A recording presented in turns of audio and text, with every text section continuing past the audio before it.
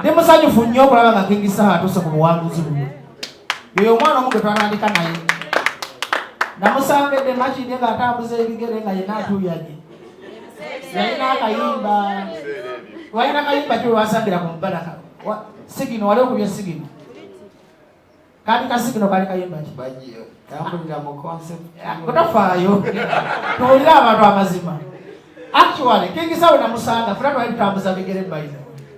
Namusanga nga njogera nnyo nemugaa muvubuka gwe storage. Naye ebiseera naye tandise kategeko obuvulu. We nabbiranga ba David Lutalo sente ba Bisa akyali biseera. Nabbanga naye gwe malira ati wali okyali mu kampeyini za Dulce nnyo nga wali kiyenje nnyo nga tusobola kusinga. Bw'oyita katuba kulemerera nange.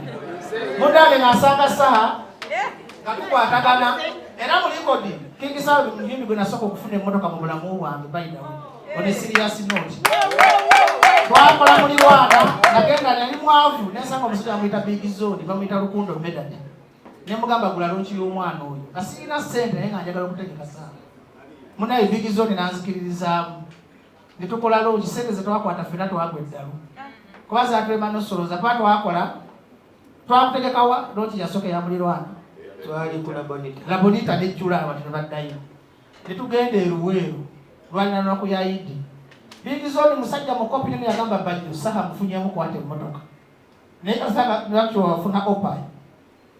Bwe twagabana tugaba Big Zone kuleetedde eddiiru bwe tufuna ssente ze njagala emmotoka Alex nali sivuganga ku mmotoka. Ne Saha ne bamuwa opa ebiseera byo nga tugulawo ki. Era okuva olwo Saha taddanga mabega. Saha alina omukisa mu bayimbi. Waliwo omuyimbi gw'otegeka ng'ogenda mufunamu n'omuyimbi w'ebisiraani. Era abayimbi abasinga mugende mwegobeko ebisiraani. Ebbanga lyebadde ku nsi abayimbi abalina ebisiraani mwemanyi bali etisikaati. Segera agenda yeeyo. Ebbanga lyebadde ku nsi Zambali totya. Ebbanga lyebadde ku nsi bano abayimbi benkoze nabo balina omukisa. Saha nali mufunyeemu emmotoka Bisa Kisemakulu y'omulaba n'obukambwe bwatunuza. Nali mufunyeemuko milioni 12 n'enzibba ezo nzisonyiwa. David Lutalo nali mufunyeemuko. Maulini natume Edikenzo oyo mutima gw'omubiri nali mufunyeemuko. Kwegamba nsanyuse nnyo kubanga yeno erika second launch ya Saha. Saha walokozeyo launch endala okuva ku mulirwana. Bajjo. Mbyerabira. We mwanta nakolayo Gundeeze. Gundeeze nenkolayo Mwanagwe. Nenkola biri. Naye nga ziri mu bifo ki? Kasoke tusobaka kalisirika nze njogera. Kali kasoke tusobaka mwange. Tisa ogenda ku Afrika Zambali sirika. Oli washiba sirika. Mubanga lino kulanga Saha agenda kuba Afrikana. Nagamba ya senior. Namugamba okoze n'abayimbi bangi. Teri muyimbi gwogenda kufuna munga Saha. Kubanga bali bagala kola Lugogo first. Lugogo ne bagibukinga omwaka muki. Namugamba fine Saha tumusedde ekifo. Ne twali bayitulinyisa ku bbeeyi. Omutegesi n'asooka n'atyamu. Namugamba ntunulira mu maaso. Mu bayimbi bootegese yasinye ku nsi. Omuntu alina omukisa gwenneekakasa bamuyita King ki. Era nje gatukole wano endagaano. Mu maaso g'abamawulire. Promota njagala abe wa mazima nti mu bayimbi bonna baategese ng'oggyeko David Lutalo. Saha talina kisiraani. Bw'omutegeka enkuba tetonya. Bw'omutegeka ze yansuusaako embala nga Niseni batusibisiza. Nkulaga omukisa gw'omwana oyo baatuwamba embalala. Twagane Niseni nga nnimi mwalina kabereebere sita. Ntuuka embalala. Mawulira bayidawo ze mbambagamba. Maliriza. Ntuuka embalala.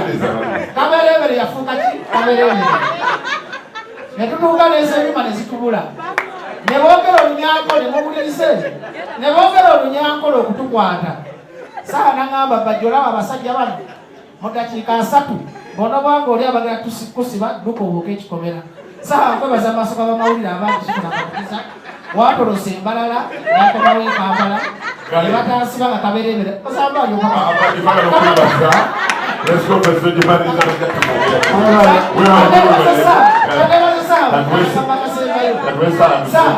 Saha nga tonasiibula nkwebaza okuboja ekkomera.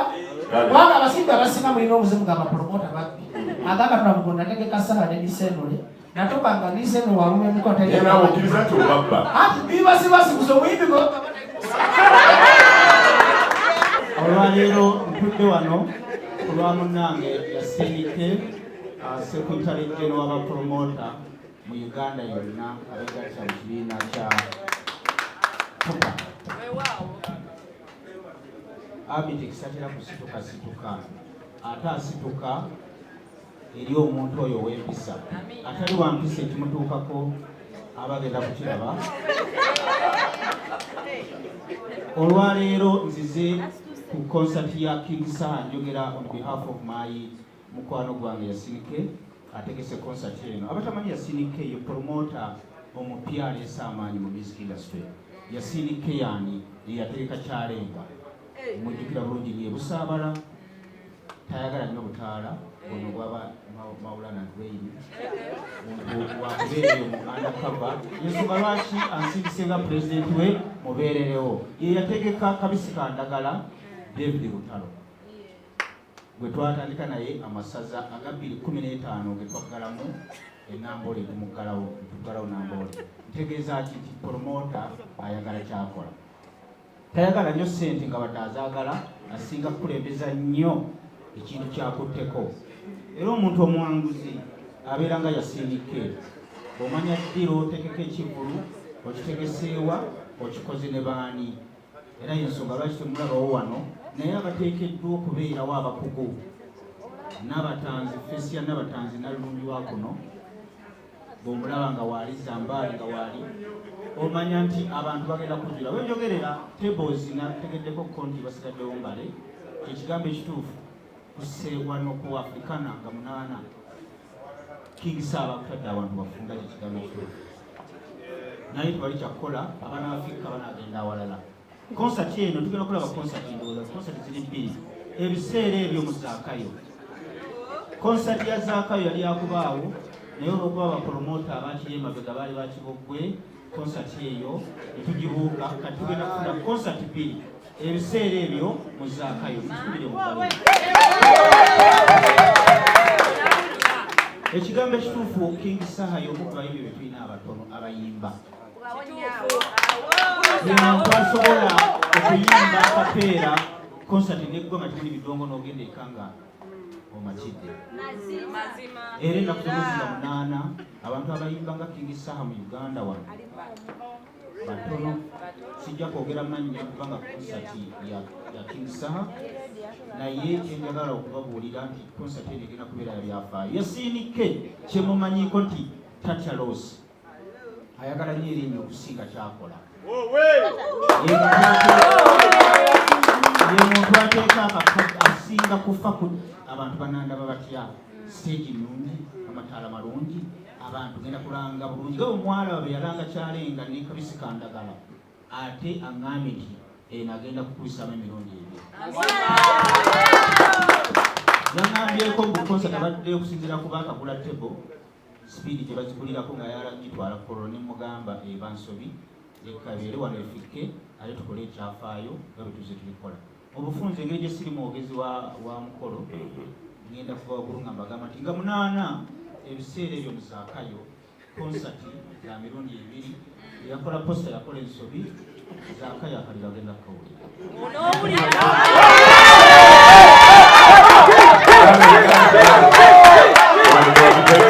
Ngenda kuva waggulu ngamba engeri gye kiri mu concert ya King Saha escopesi ya King Saha saagala kwogererako show ndala yonna ate abantu bagambe nti ate empuka nga kubongotala awakoze ensobi.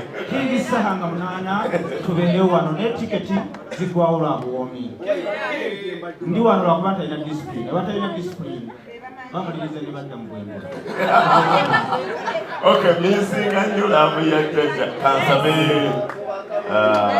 Papa Vincent ovitire. Mune Uganda tukwaniriza okuva ebweru era nga tuli beeteefuteefu okutambuza. Tulina obumanyirivu mu kuvuga ate era ku miwendo egisaanidde. Kati nno gwe yeetaaza okupikinga ku kisaawe okutuusa ewaka ewuwo tweyune ate era naawe ateekateeka okugenda ebweru twekwate tukutambuze okuviira ddala ewaka paka ku kisaawe. Kati nno mwanattu toddamu kumenyekana migugu ng'entambula weeri tukubire ku ssimu noti 7 7 noti 67 94 729 oba noti 78 29 52 15.